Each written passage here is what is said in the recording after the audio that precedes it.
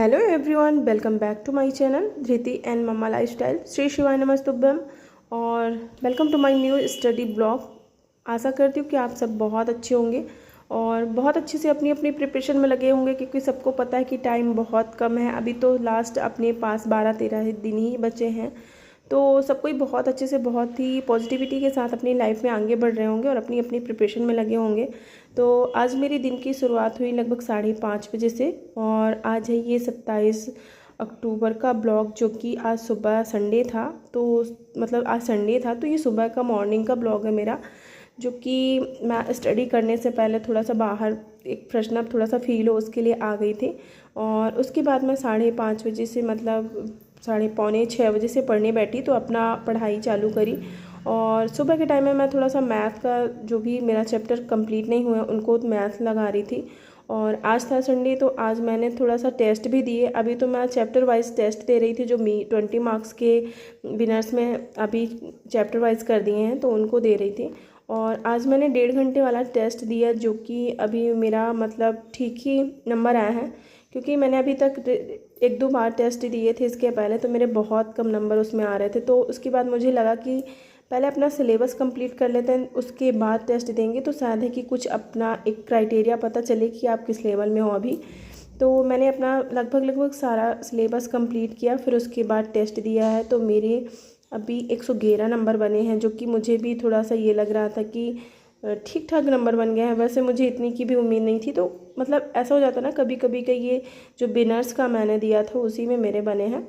और सुबह के टाइम में अभी तो फ़िलहाल रिवीजन और सीडीपी का जितना भी होता है पोर्शन और आपका ईवीएस का वही कर रही थी, क्योंकि जो मेरे पुराने नोट्स हैं अभी मैं बनाई थी वर्ग 3 का जब मैंने एग्ज़ाम दिया था, तो उसके मेरे पुराने नोट्स रखे हुए थे। तो मैंने उस टाइम भी 2 मंथ में ही एग्ज़ाम हुआ था, तो उस टाइम मैंने ऐसे ही एग्ज़ाम दिया था और थोड़ी बहुत ऐसे टॉपिक वाइज नोट्स कंप्लीट कर लिए थे। जैसे किसी भी वीडियो में थोड़ा सा इंपॉर्टेंट मुझे कुछ भी फैक्ट लगे, तो उनको मैं अपने कॉपी में या रफ में उनको रख मतलब लिख लिया करती थी, कि कभी ऐसा हुआ कि उनको रिवीजन करना हुआ तो लास्ट में उसको कर लूँगी। तो वही मैं उनको ढूंढ के अपनी कॉपी, मतलब उसको जो रफ था उसको देख रही थी और उसमें मुझे थोड़ा सा इंपॉर्टेंट चीज़ें लगी।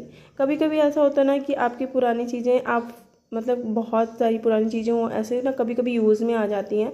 तो मेरे भी ये 2-3 नोट्स पड़े थे जो कि मुझे वेस्ट लग रहे थे, मतलब कभी ऐसा लग रहा था कि इनको फालतू में दे दूँ कचरे वाले को, मतलब इसको कबाड़ वाले को, लेकिन फिर उसको नहीं दी, क्योंकि आज लगा कि ये इम्पॉर्टेंट है। उसमें बहुत से ऐसे चीज़ें हैं जो कि मुझे अच्छी लगी और मैंने उसको रिवीज़न किया, तो मुझे थोड़ा सा समझ में भी आया। और आपका मतलब टेस्ट देने से एक थोड़ा सा एक पॉजिटिव एनर्जी आ जाती है कि चलो आज नंबर इंक्रीज़ हुए हैं तो चलो ठीक है। बट कभी कभी टेस्ट का लेवल भी आपके अकॉर्डिंग होता है, तो आप अच्छा कर लेते हो। मुझे इसमें मेरे आज सबसे ज़्यादा मैथ में नंबर आए हैं, जो कि 24 मार्क्स थे 30 में। तो मतलब मेरे जाके मैथ में ज़्यादा अच्छे नंबर आ गए थे। जो कि क्वेश्चन होते हैं, मैंने बिनर्स जो कि मैथ का अभी कंप्लीट ही कर रही थी, तो उसमें तो बहुत अच्छा मैथ समझाते हैं, तो उसमें आपको समझ में भी आ जाता है। तो मेरे उसी के नंबर थोड़ा सा बढ़े हैं। बाकी सब्जेक्ट में तो मेरे किसी में 18, किसी में 17 ऐसे मार्क्स बने हैं। और सबसे ज़्यादा कम मेरी संस्कृत में बन रहा है, जो कि मुझे एक भी समझ में नहीं आती है।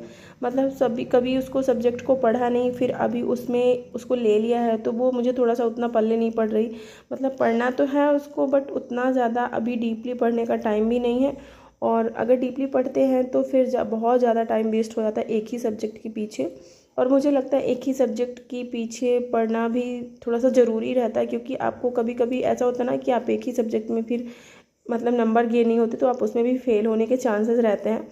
तो मैं अभी उसको संस्कृत का भी मैराथन क्लास देखूंगी, तो थोड़ा बहुत समझ में आ जाएगा।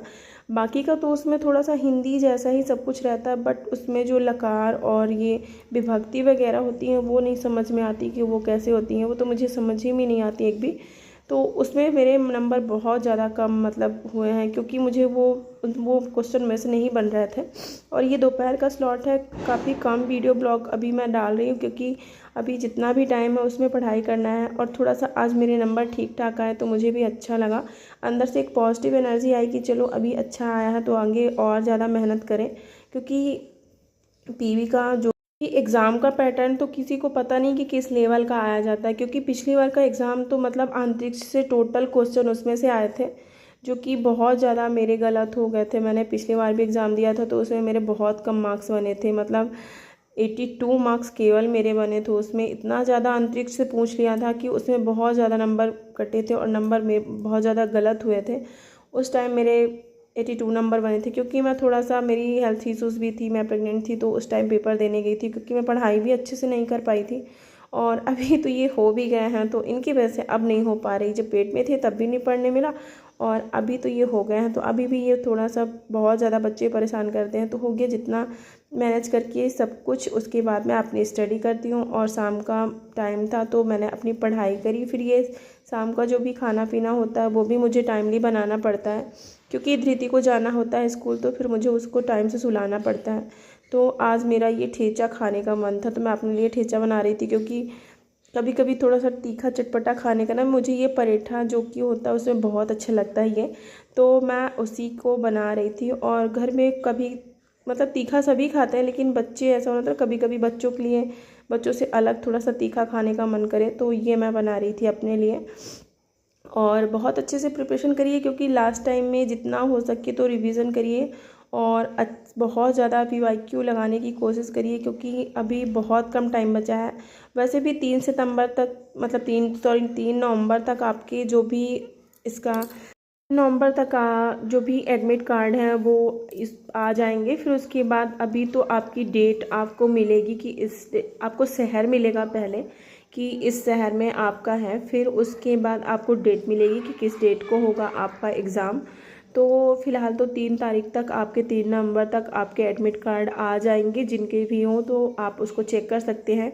तो अगर मेरा ऐसा हुआ ना कि मेरा अगर बाहर देता है कहीं, तो फिर मैं एग्ज़ाम नहीं देने जाऊंगी, क्योंकि मेरा बच्चा छोटा है और थोड़ा सा उसको हेल्थ इश्यूज़ भी हैं, तो मैं उससे रिस्क नहीं ले सकती। अभी देखती हूँ कहाँ पे मिलता है। तो मिलता है नेक्स्ट ब्लॉग में।